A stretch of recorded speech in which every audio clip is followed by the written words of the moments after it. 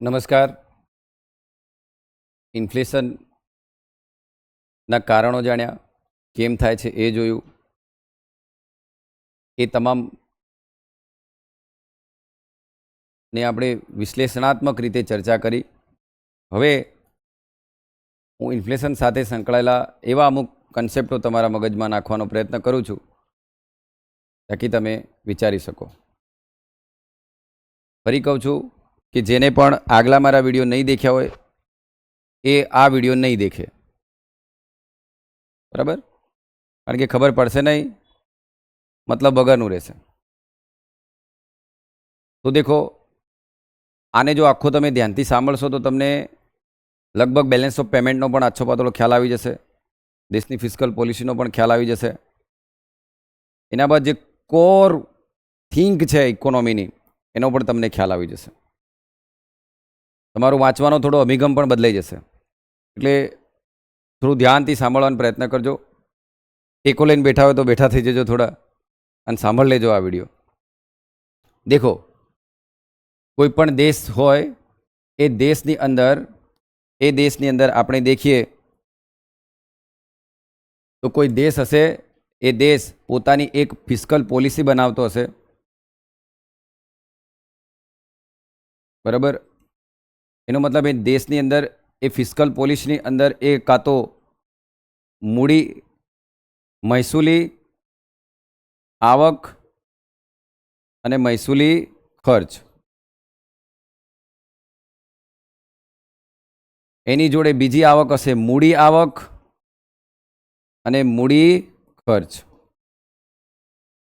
આ દેશની આવક સામે એનો ખર્ચ હશે. હવે એમાં તમે જોશો કે જે મૂડી આવક છે ત્યાં એક પોઈન્ટ આવે છે લોન. મૂડી આવક છે ત્યાં એક પોઈન્ટ આવશે લોન. એ લોનમાં શું છે તો આંતરિક અને બાહ્ય જેટલું બી એ દેવું કરે જ તે. પણ અહીંયા હું આંતરિક દેવાની વાત નથી કરવાનો, હું અહીંયા બાહ્ય દેવાની વાત કરવાનો છું. ઓકે. પણ એ જ સેમ થિંગ જ્યારે તમે બેલેન્સ ઓફ પેમેન્ટની અંદર દેખશો ત્યારે બેલેન્સ ઓફ પેમેન્ટ એટલે કે આ તો ખાલી દેશ પૂરતું હતું. દેશમાં મારી આવક કેટલી આવી, સામે મેં ખર્ચો કઈ રીતે કર્યો, આવક માટે મેં કયા બિલો હતા, ખર્ચ માટે મેં પાર્લામેન્ટમાં કઈ પ્રોસેસ હતી, એ બધું આમાં હશે. પણ બેલેન્સ ઓફ પેમેન્ટ એટલે કે ભુગતાન સંતુલન. એક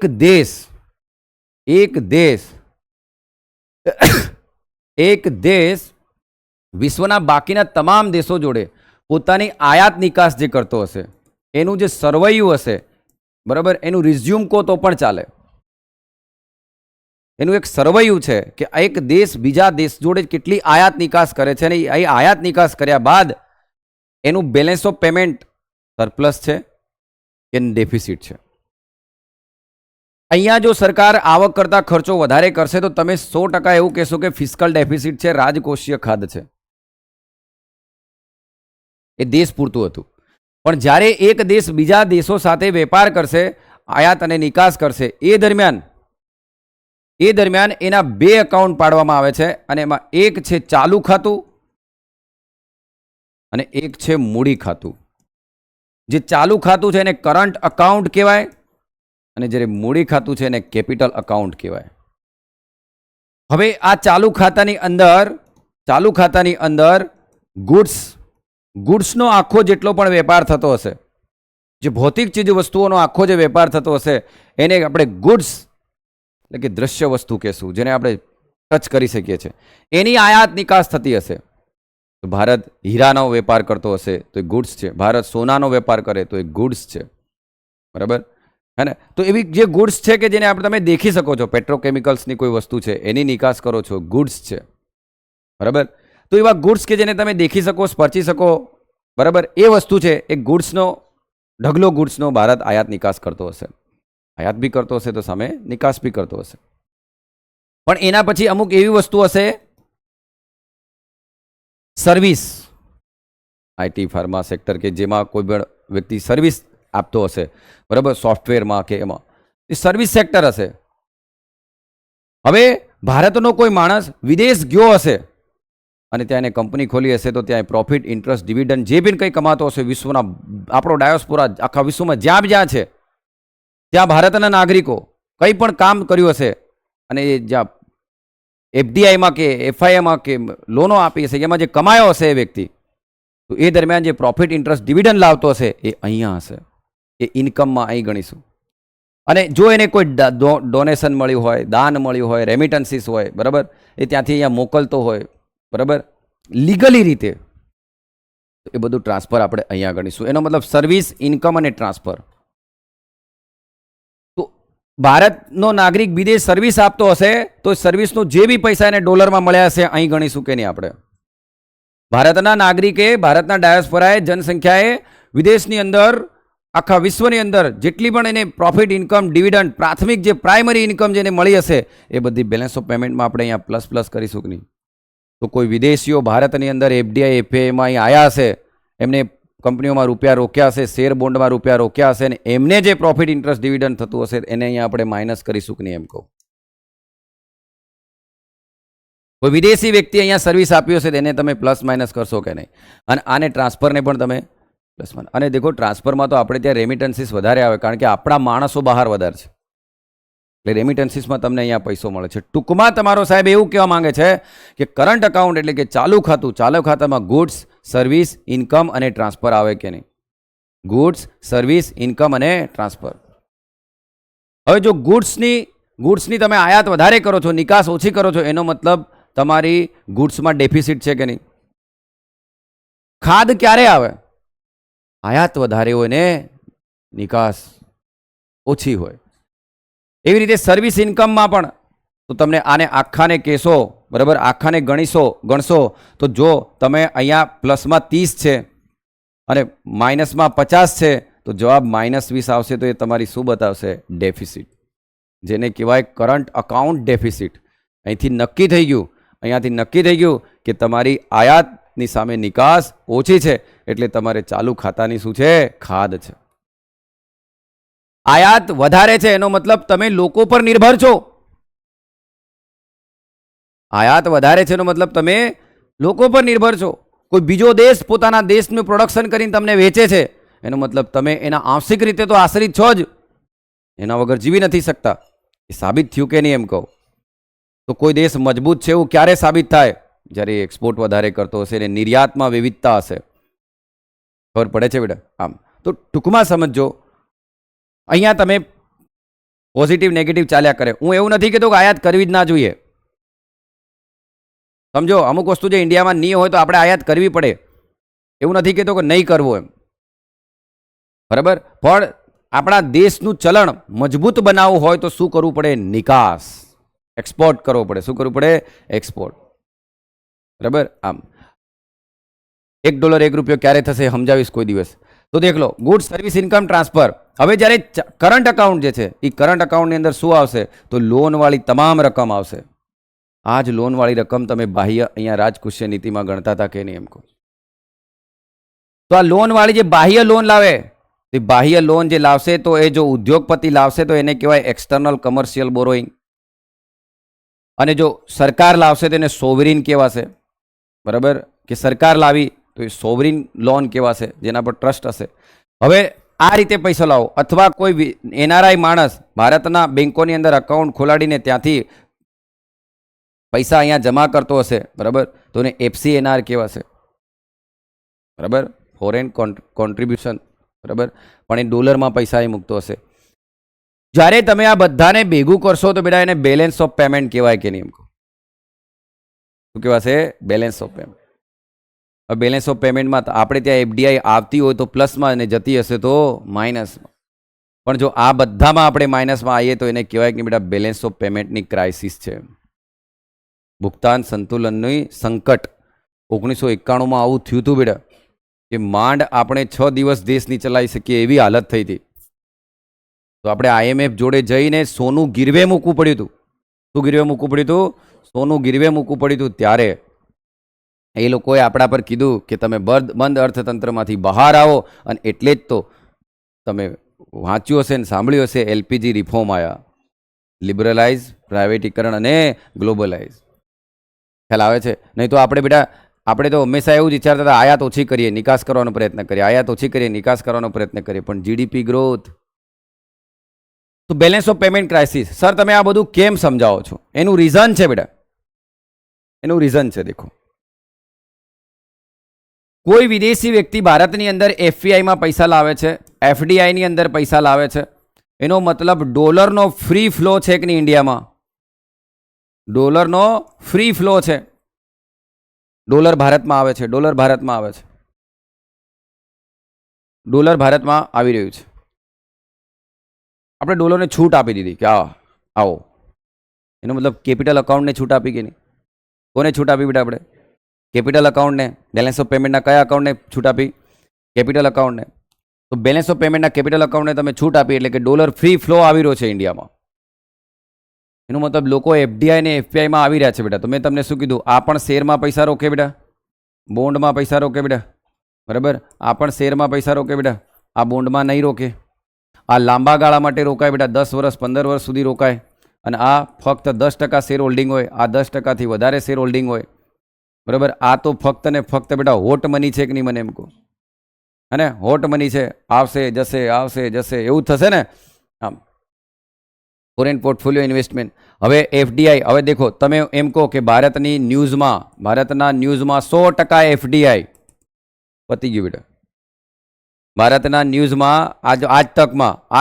આજ તકની જે ચેનલ છે એ ચેનલમાં એના તમામ શેર એક વિદેશી વ્યક્તિએ ખરીદી લીધા, 100% શેર ખરીદી લીધા. તો આજ તક એ વિદેશી સંસ્થા જ થઈ ગઈ કે નહીં? ભલે અહીંયા છે પણ એનો માલિક, ઓનર, એનું મેનેજમેન્ટ કરવાનો વ્યક્તિ વિદેશી થયો ને બેટા. તો એ 100% એફડીઆઈ આપી દઈએ તો પછી એ ધારે એ ન્યૂઝ ભારતમાં ચલાવી શકે કે નહીં? ખ્યાલ આવે છે બેટા? જેમ તેમ એફડીઆઈ મંજૂરી બી નહીં હલાય બેટા. એટલે જ તો આપણે અમુક મંજૂરી માટે આપણે ગવર્મેન્ટ પાસે જઈએ છીએ, સરકાર પાસે મંજૂરી લેવાની હોય, અમુક મંત્રાલય મંજૂરી આપે, બરાબર? અને પછી એની લિમિટ હોય કે આનાથી વધારે કરોડ હોય, એમાં હું નથી જતો, પણ માન લો આટલાથી વધારે કરોડનું ઇન્વેસ્ટમેન્ટ આવતું હોય તો સરકારની મંજૂરી લેવી જરૂરી જ છે, બરાબર? એટલે એકદમ આપણે મૂડીવાદી તરફ પણ નથી ને. હા, તો આ એફડીઆઈ એફઆઈથી શું થશે બેટા? મારો સમજાવવાનો પોઈન્ટ બીજો છે એટલે હું આને ડીપમાં હજુ નથી સમજાવતો. આનો પોઈન્ટ આવશે તો આને પણ સમજાવીશ, પણ હું હમણાં જે ઇન્ફ્લેશન પોઈન્ટ પર ચર્ચા કરું છું ને એટલે. તો એફડીઆઈ એફપીઆઈ આવી ગયું સાહેબ, very good. Free flow inflow છે, એનો મતલબ માર્કેટમાં ડોલર ઇન્ક્રીઝ થઈ રહ્યું. માર્કેટમાં કોણ ઇન્ક્રીઝ થઈ રહ્યું? બોલ્યા કરજો. માર્કેટમાં કોણ ઇન્ક્રીઝ થઈ રહ્યું? ડોલર. સાહેબ મજા છે, મજા છે. એનો મતલબ આપણી આ સંપત્તિઓના સર્જક બીજા બની રહ્યા છે, બરાબર? એમના મેનેજિંગ ડાયરેક્ટરોના બધું વહીવટ એ લોકો એફડીઆઈ વાળા કરી રહ્યા છે, ફોરેન ડાયરેક્ટ ઇન્વેસ્ટમેન્ટ વાળા. વિદેશી મૂડીરોકાણ શું કહેવાય બેટા? બોલો. વિદેશી મૂડીરોકાણ શું કહેવાશે? બોલો. વિદેશી મૂડીરોકાણ. આ વિદેશી મૂડીરોકાણ વાળા આયા. હવે સાંભળજો, આ આયા તો એક બીજું બી નુકસાન થઈ રહ્યું બેટા. દેખ લો, તમારા કરંટ અકાઉન્ટની અંદર, ઇન્કમની અંદર પ્રોફિટ, ઇન્ટરેસ્ટ, ડિવિડન્ડ બી આનાને જ મળવાનો કે નહીં? એમ કહું. કરંટ અકાઉન્ટમાં હતું ને બેટા ઇન્કમ, યાદ કરો. કરંટ અકાઉન્ટના ઇન્કમમાં શું હતું? Profit, interest, dividend. તો પ્રોફિટ, ઇન્ટરેસ્ટ, ડિવિડન્ડ, તો અહીંયા જે એમને નફો થયો હતો એ નફો એ લોકો લઈને એમના દેશમાં જ જવાના કે નહીં? તો અહીંયા બેટા ઇન્કમમાં આપણે હંમેશા માઇનસમાં રહેવાના કે નહીં? ચાલુ ખાતામાં માઇનસમાં રહેવાના. તો કરંટ અકાઉન્ટ ડેફિસિટ આવવાની જ કેમ કહું? એટલે તો કહું છું બે ડેફિસિટ આવે, જો ફિસ્કલ ડેફિસિટ ને કરંટ અકાઉન્ટ ડેફિસિટ, તો એને કહેવાય ટ્વિન બેલેન્સ શીટ પ્રોબ્લેમ. શું કે શું? Twin balance sheet problem. હવે માન લો કે સર આ ફ્રી ફ્લો અહીંયા આવી ગયો, આ ડોલર અહીંયા આવી ગયા, બરાબર? હવે ડોલર અહીંયા વધારે આવી ગયા. અચ્છા સાહેબ, મજા છે સાહેબ, ડોલર આવવા દો. $1 એક સમય પર 50 રૂપિયા મળતો તો સાહેબ, આજે $1 40 મળશે. બોલો કેમ?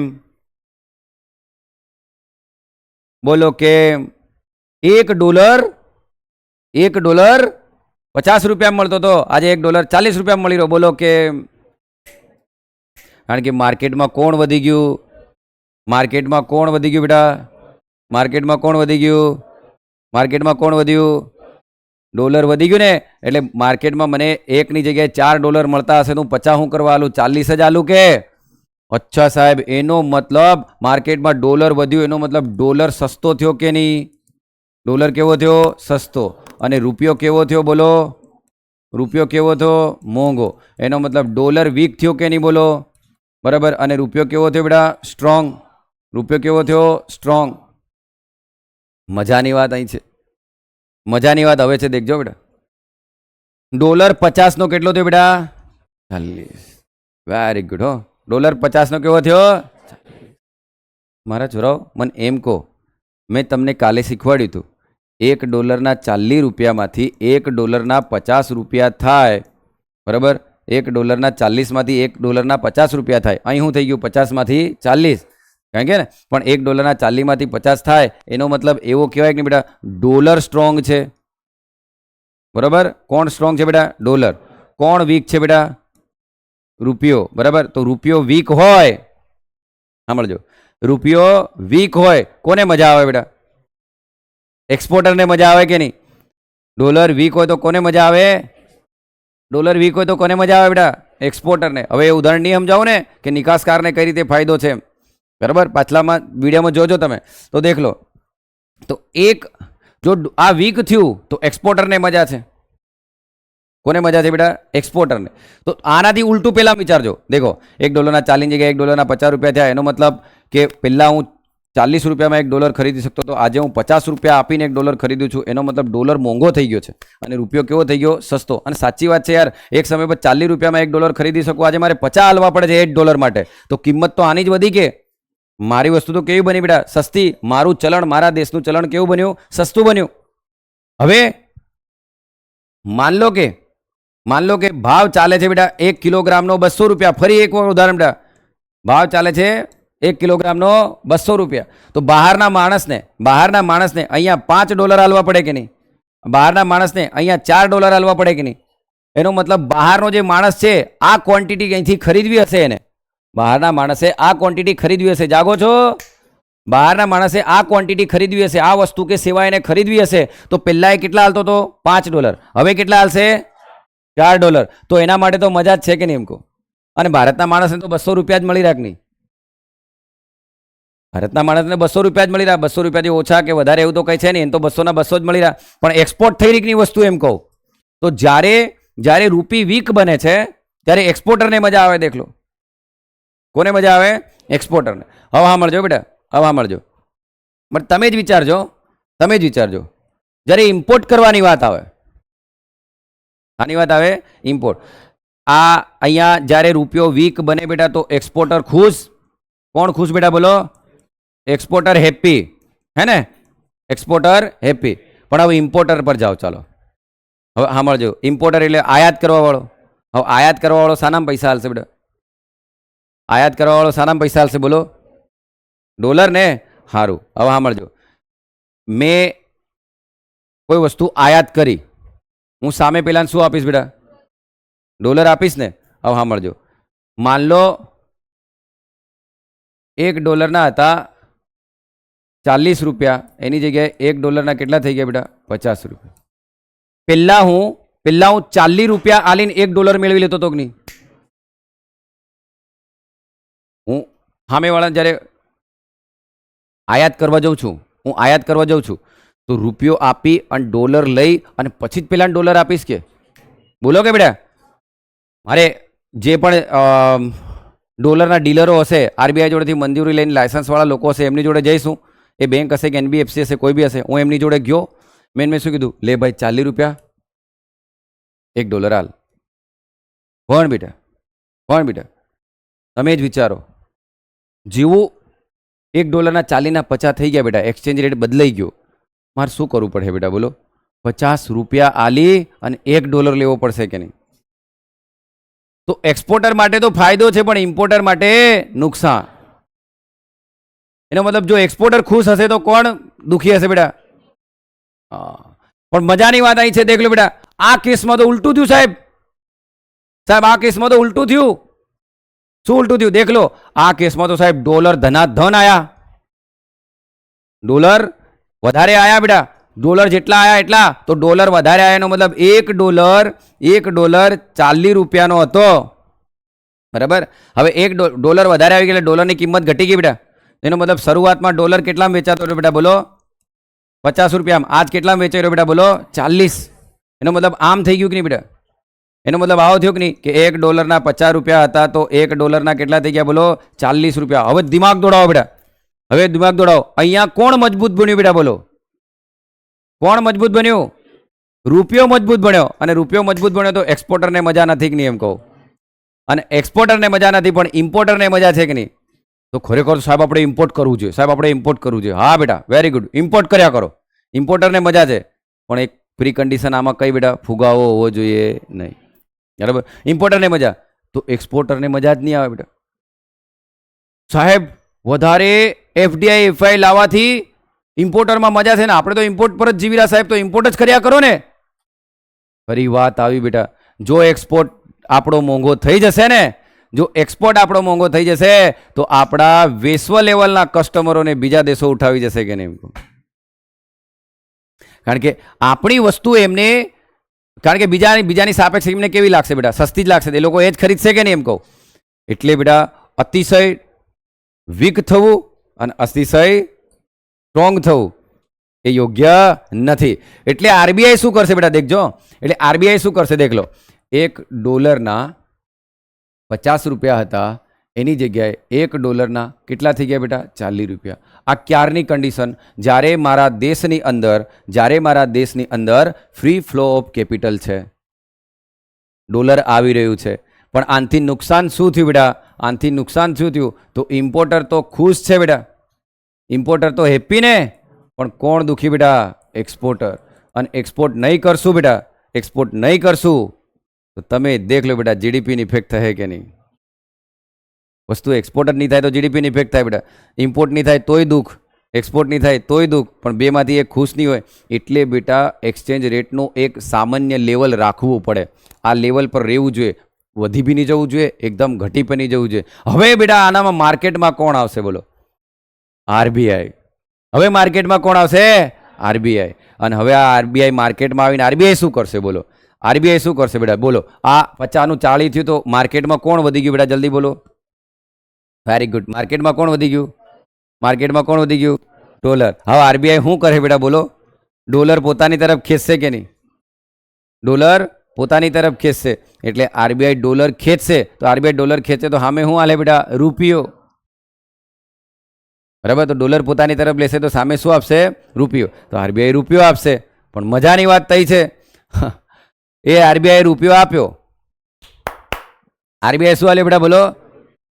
રૂપિયો આરબીઆઈ આપ્યો, પણ માર્કેટમાં આરબીઆઈ રૂપિયો હાલવાથી માર્કેટમાં રૂપિયો તો પહોંચી ગયો, સામે પુરવઠો જ નહીં પેદા થયો, તો જો દેશમાં જીડીપી જ નહીં આવી તો પાછો ફુગાવો આવે કે નહીં? સમજાય એને વંદન બેટા. હજુ કહું છું, બહારથી એફડીઆઈ આવી ગઈ, મજા છે સાહેબ, બહારથી એફડીઆઈ આવી ગઈ, મજા છે. એટલે ભાઈ ના નથી, મજા છે, લિમિટ મારો, કારણ કે પૂરું થઈ જાય દેશનું.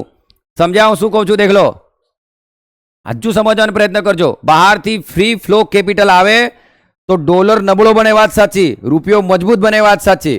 પણ એક્સપોર્ટરને મજા નથી. કોને મજા છે? ઇમ્પોર્ટરને. અને એક્સપોર્ટરને મજા નહીં આવે બેટા, બરાબર, તો સીધી ઇફેક્ટ કોને પડશે બેટા? જીડીપીને. અને જીડીપીની અસર પડશે એટલે સીધી અસર બેરોજગારીને પડશે કે નહીં એમ કહું? તો એક્સપોર્ટ બી તો થવું જોઈએ બેટા આપણું.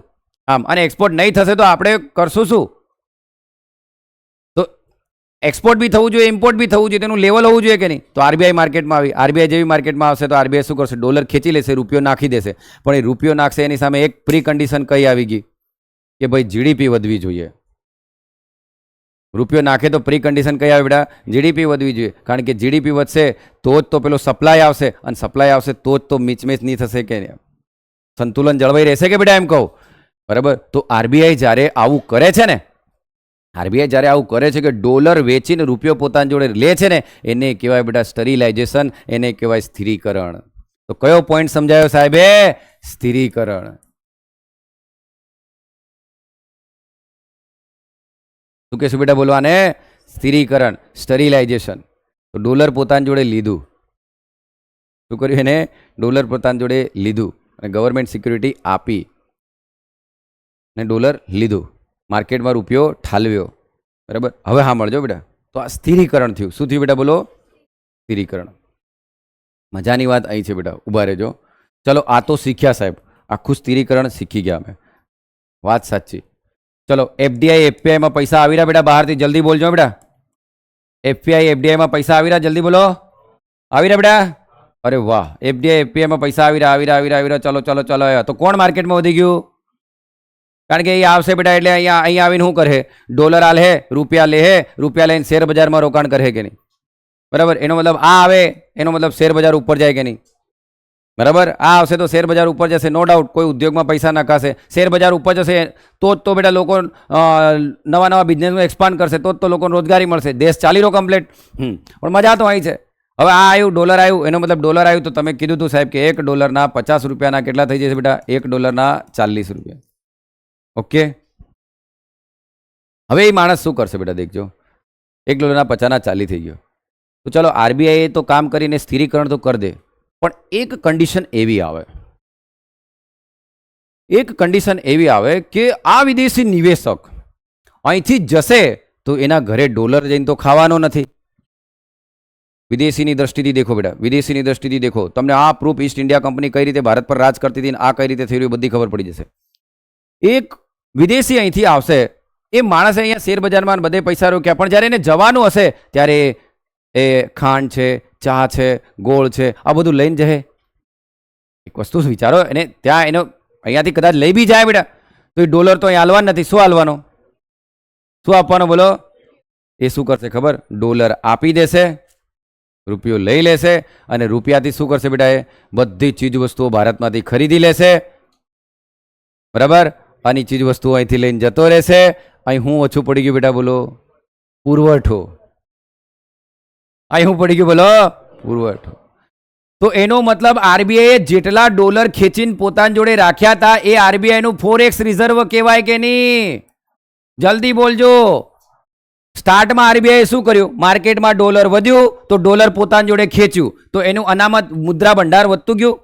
આરબીઆઈનું અનામત મુદ્રા ભંડાર વધતું ગયું. તો ચાલો આ તો 600 બિલિયન સુધી પહોંચી ગયા આપણે. પણ આ વધી રહ્યું એનો મતલબ એવો તો નથી ને કે ઇન્ડિયા ખુશ છે એમ. આ એક ટાઈપના તમારા દેશમાં રૂપિયા ડોલરની સામે તમે જનરેટ કરીને રૂપિયા આલ્યા, એ જ છે કે એમ કહું? હજુ કહું છું, સાંભળવાનો પ્રયત્ન કરો. આરબીઆઈ ડોલર ખેંચ્યા, રૂપિયા આલ્યા, સ્થિરીકરણ થઈ ગયું, વાત સાચી. પણ આ ડોલર જમા થયા એની સામે રૂપિયા બી તો જ્ઞાન માર્કેટમાં, તો સામે પુરવઠો બી તો હોવો જોઈએ કે નહીં?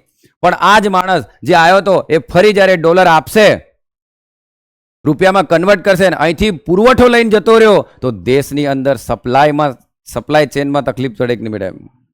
એનો મતલબ જે પુરવઠાની સંરચના છે એને ખામી આવશે કે નહીં? એટલે સમજો બેટા. તો ફરી પાછું દેખ લો, ઓલરેડી તમે રૂપિયો તો ઠાલવી જ દીધો છે. બરાબર. હવે હું આવી ગયો બેટા, પુરવઠો ઓછો. હવે તમે એવું કહ્યું ખબર, સરકાર એમ કહે કે ચાલો તારે આપણે એક કામ કરો, હવે રૂપિયો ખેંચ લો એમ કે. તો પેલા ડોલર લઈને જ નાખ્યો તો રૂપિયો? પેલા તમે ડોલર લઈને જ રૂપિયો નાખ્યો તો કે? તો આ પદ્ધતિ પરથી તમને શું શીખવા મળે બેટા? જે હોય તે માથાકૂટ નથી કરો, આપણા મૂડીરોકાણ એવું કરો ને દેશની જીડીપી વધારો. બરાબર હે ને? એટલે ચૂપચાપ 5 સેક્ટરમાંથી કોઈ એક સેક્ટરમાં વ્યવસ્થિત કામ કરો ને દેશની જીડીપી વધારો, લોકોના આશ્રિત ન રહો. કારણ કે એ અહીંથી છેલ્લે તમારું રો મટીરિયલ લઈ જશે. શું લઈ જશે બેટા? તમારું રો મટીરિયલ જ લઈ જશે. આમ તો દેખ લો, આનાથી હવે શું થયું બેટા? દેખ લો, આ તો એવું થયું બરાબર કે બોકડું કાઢ્યું ઉટડું ગાલ્યું એમ. બરાબર એવું થયું કે નહીં? દેખ લો આ કેવી હાલત થઈ. દેખો તમે શું કર્યું બેટા? ચાલો હવે આમાં તમે દેખ લો કે ડોલર મજબૂત છે તો એક્સપોર્ટને એ કરવા સારું આપણે શું કરવું પડ્યું બેટા? પહેલાં તો એને ડોલર ખેંચી લીધા, રૂપિયો માર્કેટમાં ઠાલવી દીધો. હવે રૂપિયો માર્કેટમાં ઠાલ્યો, પણ જે બી માણસો હતા એમને ફરીથી ડોલરને કન્વર્ટ કરીને અહીંથી આપણો પુરવઠો બી તો લઈને જતા રહે કે નહીં બેટા? એમ કહો તો પુરવઠો લઈને જતા રહે, ફરી પાછું ઇન્ફ્લેશન આવે કે નહીં? સમજો બેટા, મેં ઇન્ફ્લેશન સમજાવું છું. ઇન્ફ્લેશનના કારણો ઘણા બધા છે. કોઈ બુકવાળા જો આ પોઈન્ટ સમજાવ્યો મને કહો જાઓ. બરાબર. પણ આ મેં આધુનિક ઉપનિવેશ કાળની બુક વાંચીને ત્યાંથી મને આ ખબર પડી, એટલે મેં આ તમને સમજાડ્યું કે ઇન્ફ્લેશન આમ દેશમાં આવે છે. બરાબર. ખ્યાલ સમજવાનો પ્રયત્ન કરજો બેટા. તો આ ઇન્ફ્લેશન આમ વધી રહ્યું, આ માણસ અહીંથી પુરવઠો લઈને જતો રહ્યો બેટા, કારણ કે તમે ના તો પાડવા નથી એને. બરાબર. અને એ જ રો મટીરિયલમાં એ જ થઈ જઈને ફિનિશ ગુડ બનાવશે ને એ જ કાપડમાંથી પછી તમને વેચે. આમ તો એફડીઆઈ આવે તો ખુશ મત થાવ બેટા, એ વોલમાર્ટ વાળો પૂરું કરી દે તમારું. બરાબર. આમ હા, જીમાર્ટમાં ડીમાર્ટમાં ફર્યા હતા. હું ગયા ડીમાર્ટમાં? હા બરાબર. તો સમજો બેટા, તો એ ડીમાર્ટ શું છે તારે? એક ટાઈપનું એફડીઆઈ જ છે કે બેટા? એમ કહો. બરાબર. એટલે સરકાર આના પર એટલે એ કરે છે. ચાલો બેટા, ઇન્ફ્લેશન હવે દેખો. હવે ઇન્ફ્લેશન પાછું કવર કોણ કરવા જાય બેટા? આરબીઆઈ. આરબીઆઈ કે હું તો થાક્યો કે. દેખો કઈ રીતે? એક તો એક્સચેન્જ રેટ આરબીઆઈને મેનેજ કરવાનો, ઇન્ફ્લેશન એને મેનેજ કરવાનો, અને પેલો પુરવઠો લઈને જતો રહ્યો. હવે સરકાર એમ કે શું કરો છો તમે 9 મહિનાથી ફુગાવો કવર નથી કરતા એમ કે પછી રઘુરામ રાજન રાજીનામું હાલ દેખ નહીં બેટા એમ કહો. ખ્યાલ આવે છે બેટા? આમ એટલે સમજવાનો પ્રયત્ન કરજો. આને એમ કહેવાય બેટા કે ફ્રી ફ્લો કેપિટલ હોય તો એક્સચેન્જ રેટને ઇફેક્ટ કરે. કોને ઇફેક્ટ કરે બેટા? એક્સચેન્જ રેટને ઇફેક્ટ કરે. અને એક્સચેન્જ રેટ કોને ઇફેક્ટ કરે? સીધો ઇન્ફ્લેશનને ઇફેક્ટ કરે. ઇન્ફ્લેશન હોય તો ઇન્ફ્લેશન કોને ઇફેક્ટ કરે? એક્સચેન્જ રેટને. પણ એક્સચેન્જ રેટ બી કોને ઇફેક્ટ કરે? ઇન્ફ્લેશન. અને જે છે એ બધું હાના પર છે બેટા? ઇન્ફ્લેશન. બરાબર સમજ્યા કે નહીં? એટલે અતિશય ઇન્ફ્લેશન પણ નહીં હોવું જોઈએ. એટલે મેઇન ટાર્ગેટ ને આરબીઆઈ માથાકૂટ જ નહીં કરે. 2 થી 6 વચ્ચે રહેવું જોઈએ. ઝંઝટ જ નહીં. એ બીજામાં પડે જ નહીં કેટલું એફડીઆઈ હાલે છે, મંજૂરી હાલે છે કેમ. બરાબર 2 થી 6 વચ્ચે જવું જોઈએ નહીં. તો બોલો બેટા આને કહેવાય મંડલ ટ્રાયલેમા. એવું આને કહેવાય. શું કહેવાય? મંડલ ટ્રાયલેમા. એ માણસે આખું સમજાયું હતું એટલે. તો દેખો સ્થિરીકરણ પણ તમને ખબર પડી ગઈ બેટા. મને આ ટ્રાયલેમાં પણ ખબર પડી ગઈ નહીં. ટ્રાયલેમામાં શું હશે બેટા? દેખ લો ફ્રી ફ્લો આવશે, એક્સચેન્જ રેટને ફરક પડશે, એક્સચેન્જ રેટને ફરક પડશે સીધો કોને ઇફેક્ટ કરશે? ઇન્ફ્લેશન. અને એની પહેલાં આપણે શું ભણ્યા? જો ઇન્ફ્લેશન વધી ગયું તો આયાતની સામે નિકાસ શું થઈ જાય? ઘટી જાય. આયાતની સામે નિકાસ ઘટી જાય તો પાછો માર્કેટમાં કોણ ઘટી જાય બેટા? ડોલર. તો બી પછી એક્સચેન્જ રેટને ઇફેક્ટ કરે કે નહીં? બરાબર આ વસ્તુને સમજજો બેટા. બરાબર હવે એના પછીનો આપણો જે પોઈન્ટ છે નીર અને રીર, જેને આપણે 15 મિનિટ ભણીશું. બસ એટલું છે.